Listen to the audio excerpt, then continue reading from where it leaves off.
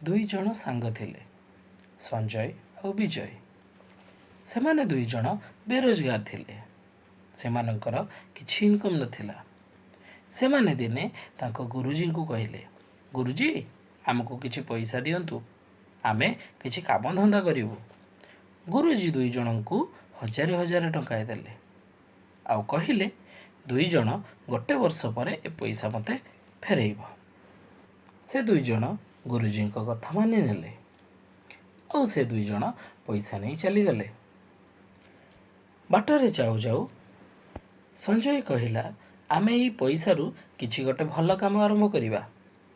किंतु विजय कहिला, ना किछि भल जागा बुलिबा को जिबा, मौज करिबा, ता परे कोन करिबा चिंता करिबा।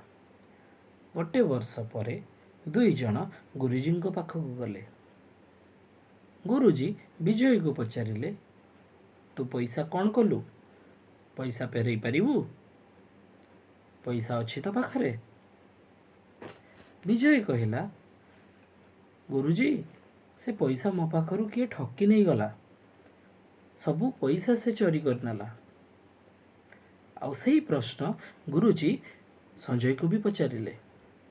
आउ संजय हसी दे कहिला, ना गुरुजी एई नियंतु आपणक 1000 टंका आउ अधिक 1000 टंका। गुरुजी पचारिले, तमे केमिति पाइलो? तुमे कहा को ठकी पैसा आनिछ कि? संजय कहिला, ना मु निज परिश्रम रु ए पैसा आनिछि। मु बाटरे जते बेले आपणक पाखरु पैसा नहीं गली, सेते बेले बाटरे गोटे परिवा बिकाली देखा गला। मु ताकू से पैसा देई सबु परिवा किनी नहीं बजार रे बिकिली। आउ मु ताको प्रत्येक दिन कहिली जे से मते परिवा आनी दबो आ मु मार्केट रे बिकिबी। आउ एमिति बिकी बिकी मु ए पैसा इनकम करिछि। एमिति करी करी मु गोटे मार्केट रे परिवा दुकान कली। आउ सेथि पई मु मो इनकम रु आपनकु आउ 1000 टंका अधिका दउछि।